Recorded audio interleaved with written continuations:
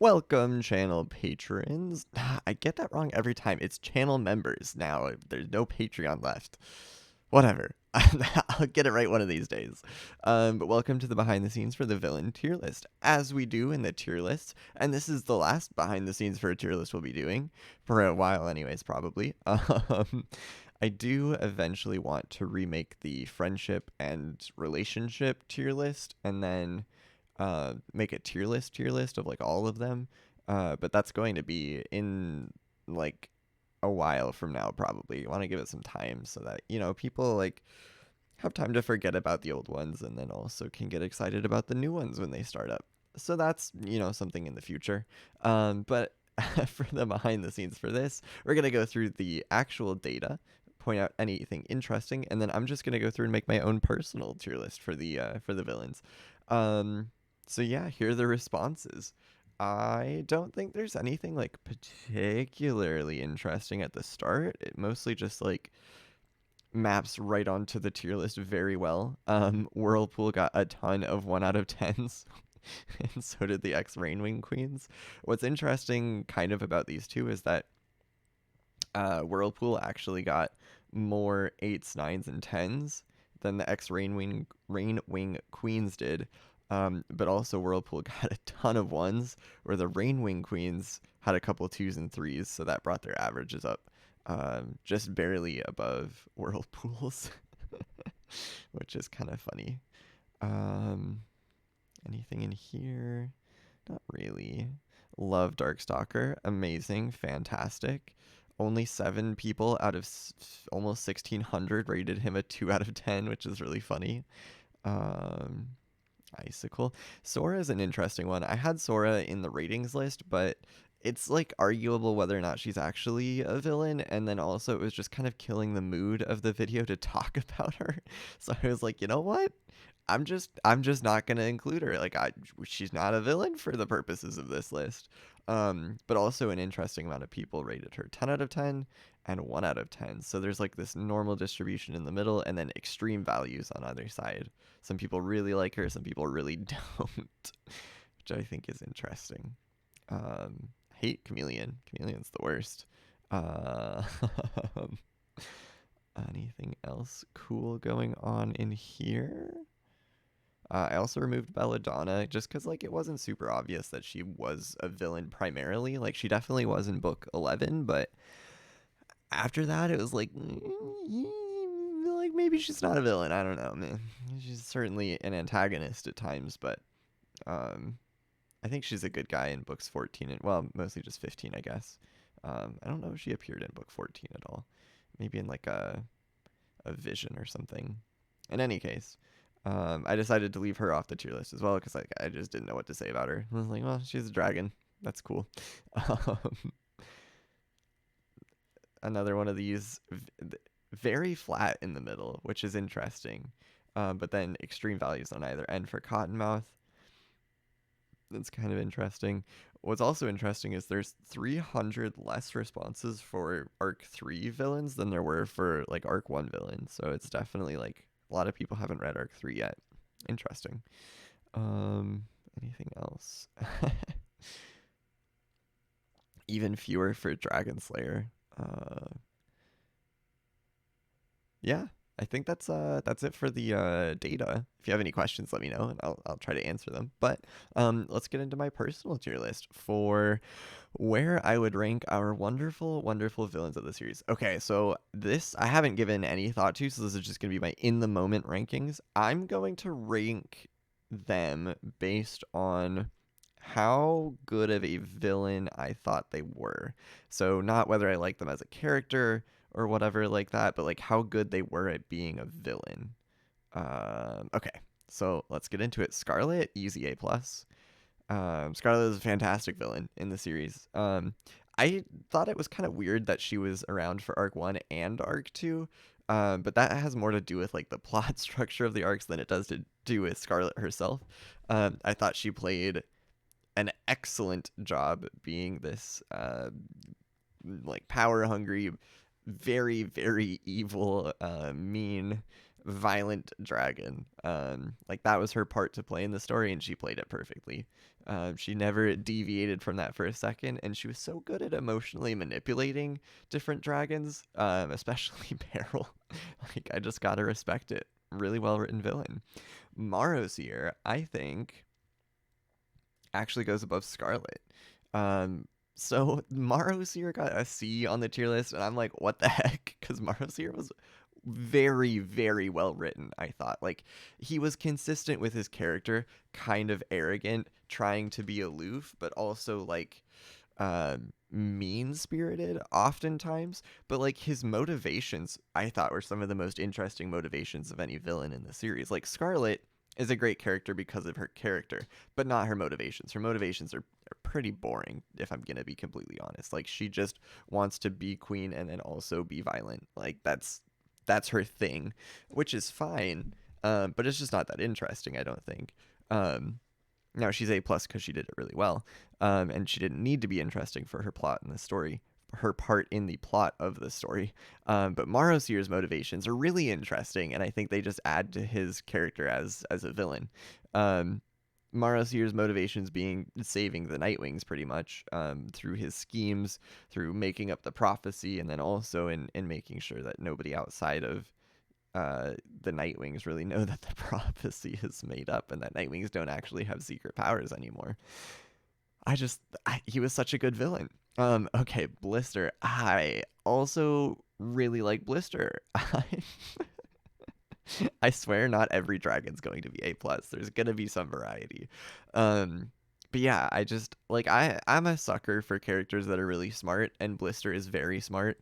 Like I said in the video, I hated in book two how she was mean to the Dragonettes of Destiny because that was such a stupid thing for her to do.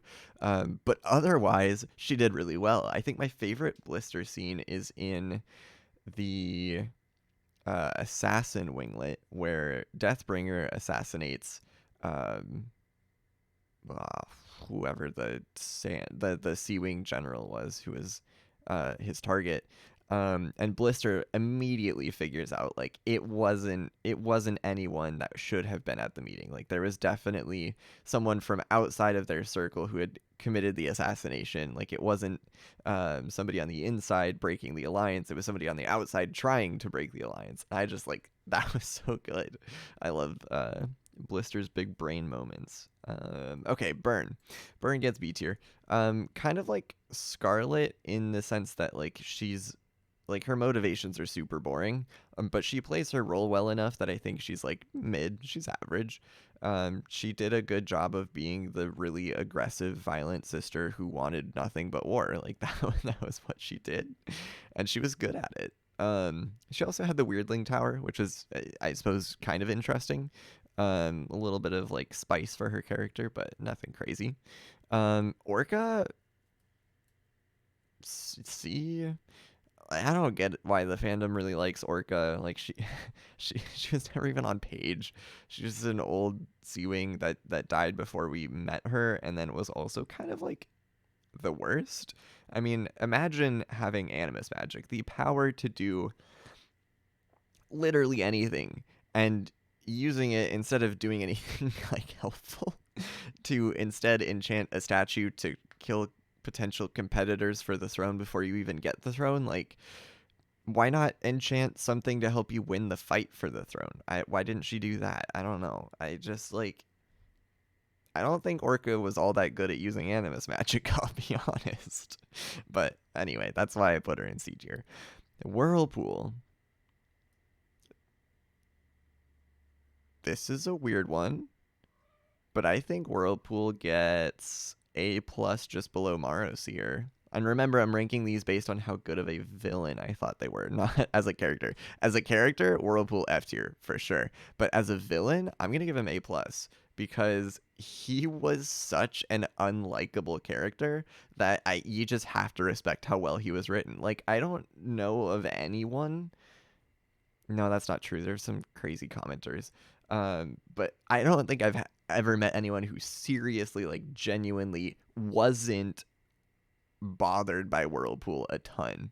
Like everyone who reads Whirlpool is like, wow, I hate that character. He's the worst. And for good reason, because he was written as a hateable character so very, very well.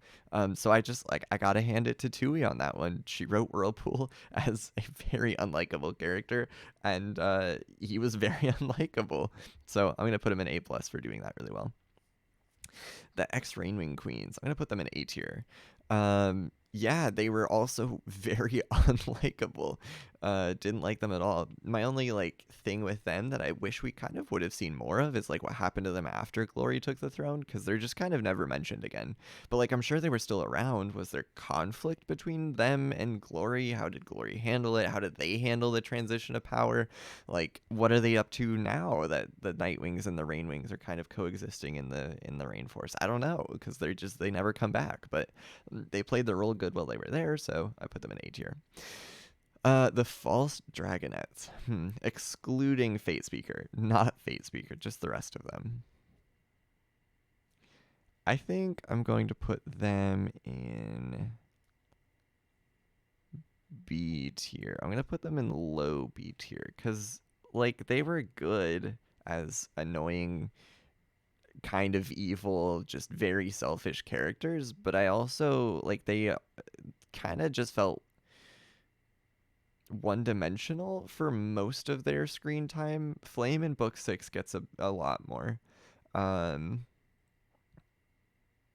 yeah, that's about it. I don't think they did much other than that. I mean, they're pretty much otherwise just like selfish, vicious, very surprisingly willing to kill dragons just for fun. So yeah, I just they were fine. They were there. I didn't like them, but as villains, they were fine. So I'm gonna put them in like low B tier. Okay, Mastermind. Also, arguably a villain. I think he's a villain because he was kind of into those experiments. Did not treat the Rainwings as actual dragons, and even when he was shown the error of his ways, like he didn't genuinely believe he did anything wrong. As a villain, I think yeah, slightly above the false dragonets of destiny, I think. um Again, like he had his role to play. Mostly he was just annoying. The armor that he created to stop rainwing venom didn't actually do anything in the story, so it's kind of just like, what's the point? But yeah, I would put him in B tier. He was okay. Battle winner, I'll go A. I thought she had an interesting character because on the one hand, she did want to, save her tribe, lead them out of the volcanic island that they were stuck on. And then also, she had the thing where she was stuck in a cauldron and could only communicate by like whispering to her daughter through the grate. I don't know how much of like the plan to save the Nightwings was hers and how much of it was Marosier's.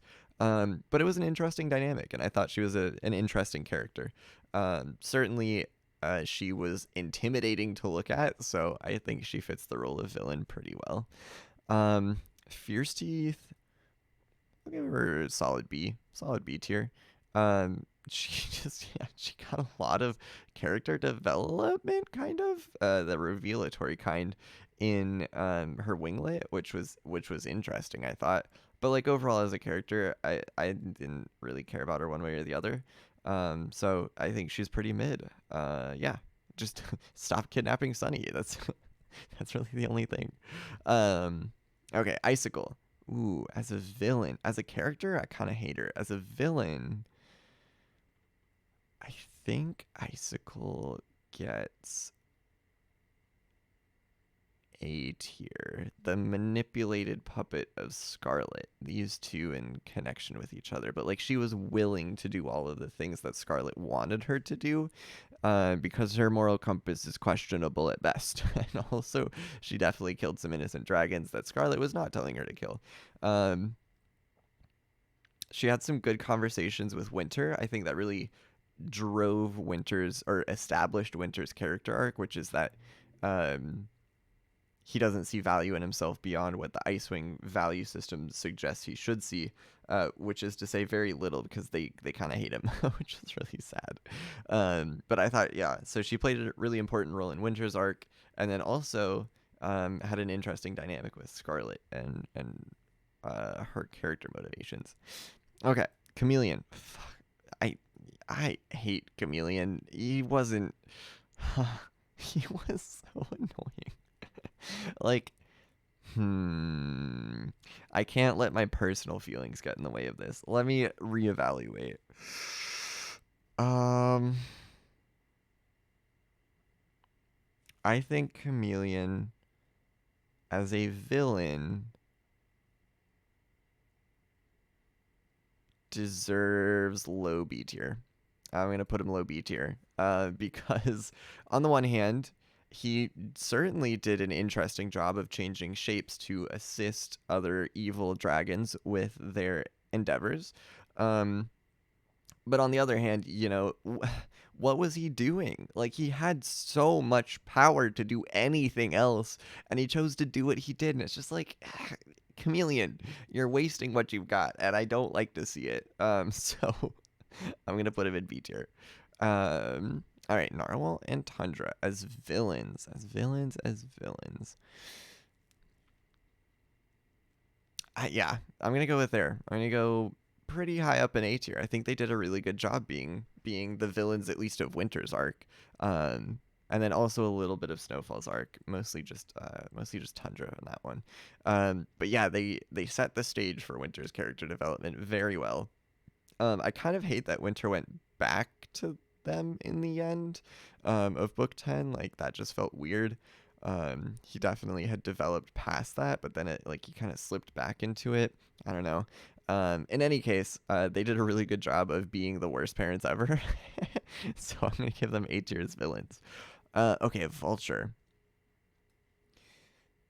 Vulture, I'm going to put at the bottom of A tier. He has the potential to be A plus right along Marosier, but we just haven't seen it yet. Like, in Arc 2, he was established. He was built up really, really well, I thought. And we saw a few things of him, like him using Onyx to try to take over the Sandwing Kingdom. I thought that was a cool connection. He was also behind the Talons of Power, creating unrest in the Sandwing Kingdom so that Onyx could take the throne.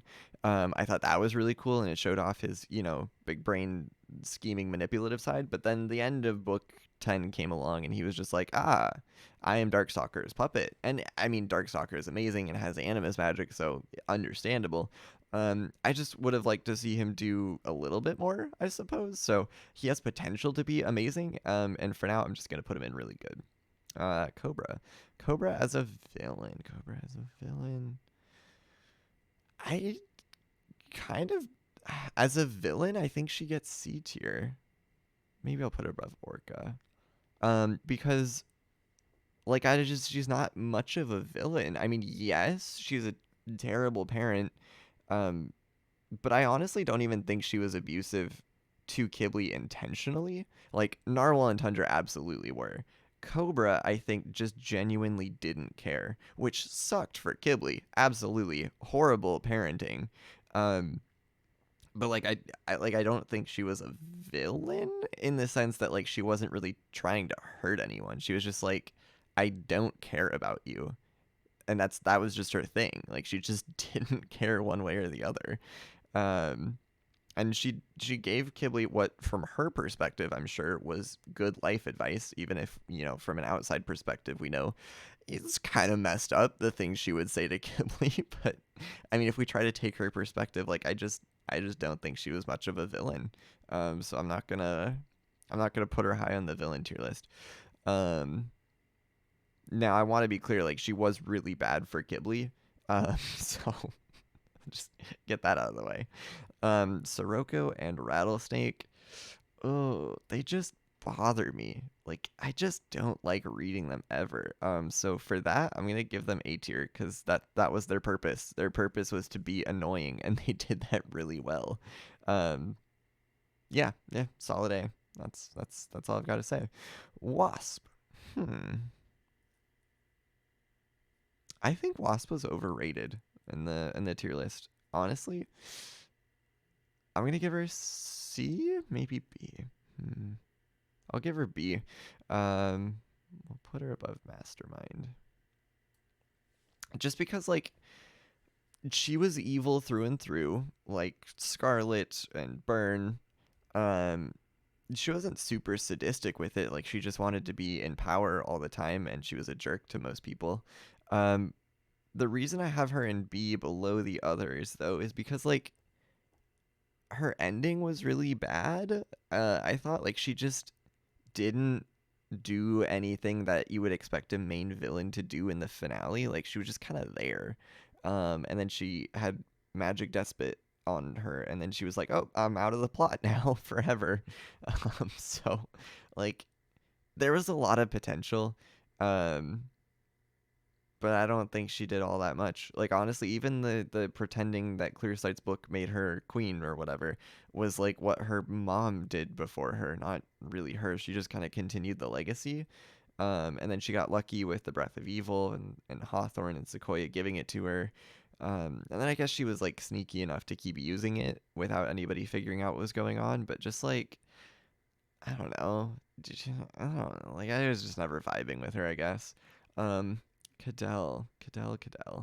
I feel like I would be wrong of me to put her anywhere except next to Narwhal and Tundra, because she was a horrible parent and she created the arc for Cricket. Like that was her place in the story, pretty much, was to be a terrible parent and set up the character arc for one of the protagonists.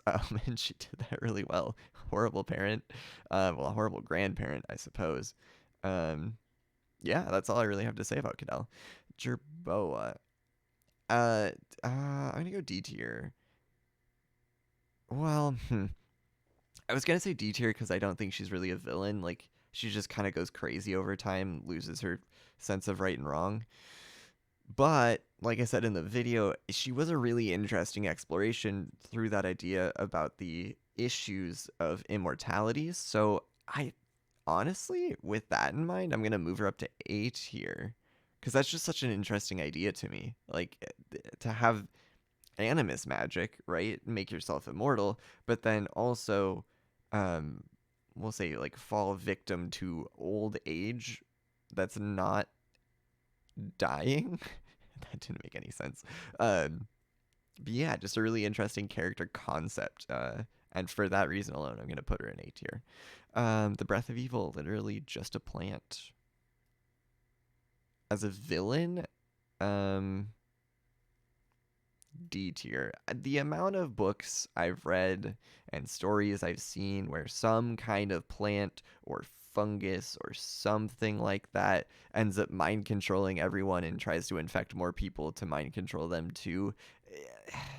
I just I've seen it too many times to really like it, but also like it's just a plant. Like I don't think there's a whole lot of villainous aspect to it. It was an interesting plot device. I would definitely give that like maybe a B tier.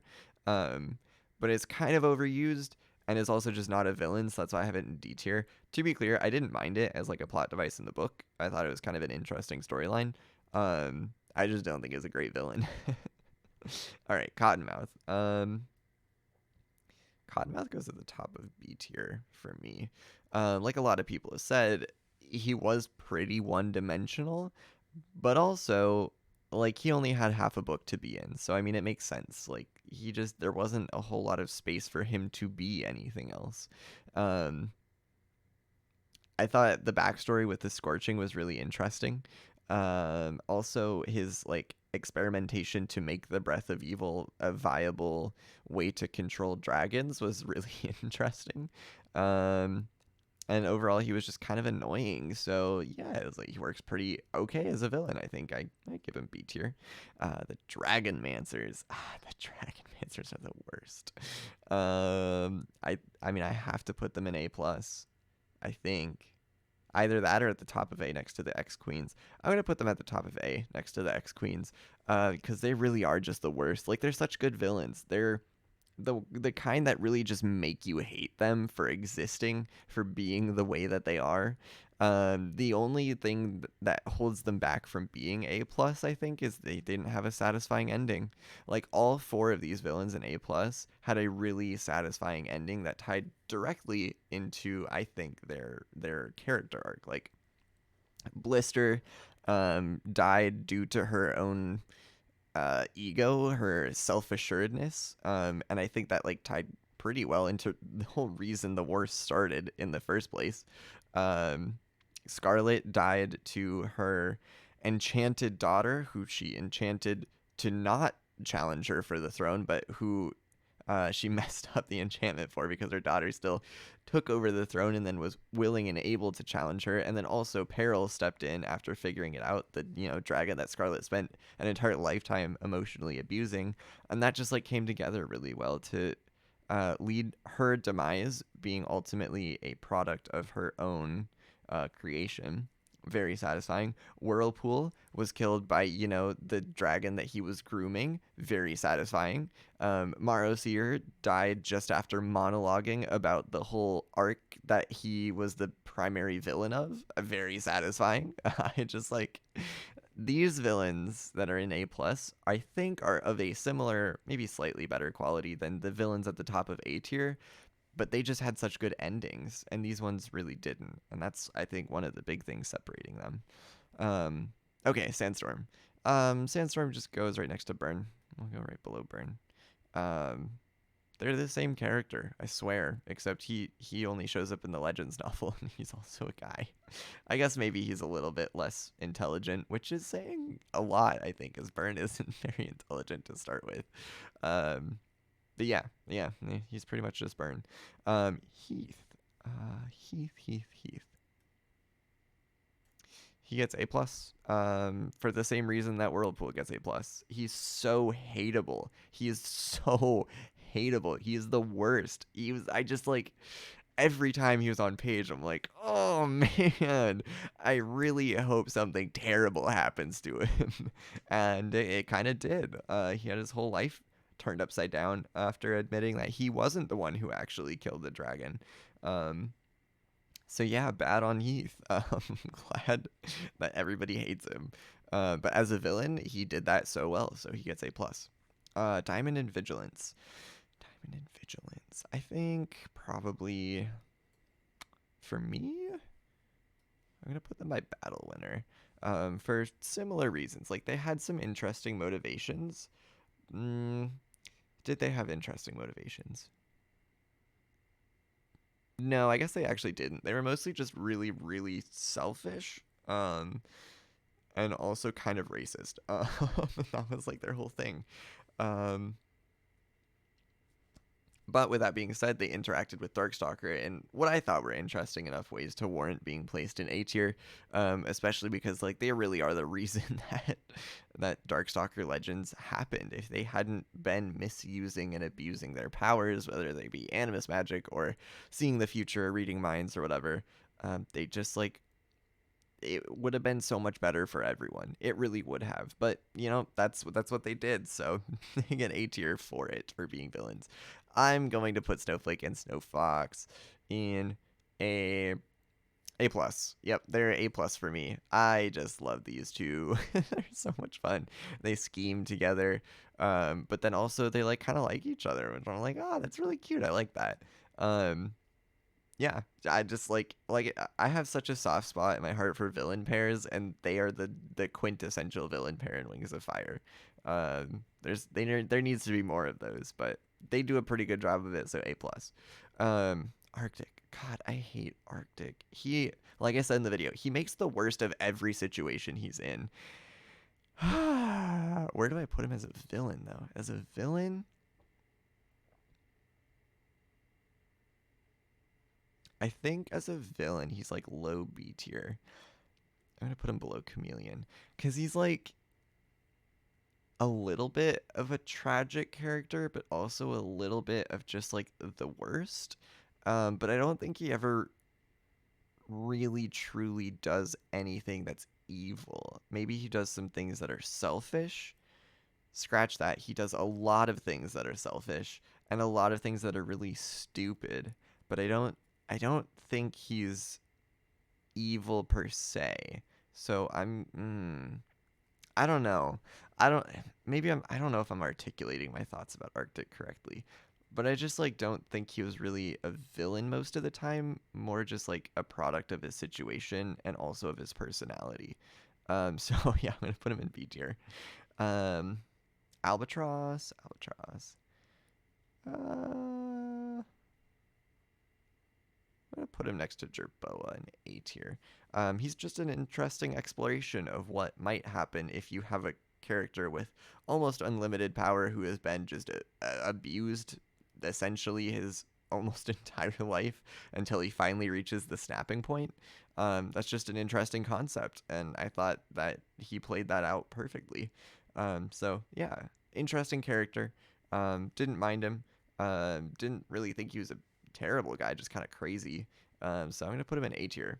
And of course, Darkstalker gets S tier. There is no other place Darkstalker could belong. And I've said so many things about Darkstalker in these tier list videos that I just don't feel like I can add much right now without going super duper in depth. And I do want to do an in-depth Darkstalker analysis someday. But I need more time to think about what exactly I'm going to say for that one. So that's my personal tier list about each of the villains of the series. But let me know yours, and let me know if you have any questions or what other kinds of content or videos you might like to see sometime in the future. But for now, that's the behind the scenes. I hope you enjoyed, and thank you for being part of this wonderful channel. See ya.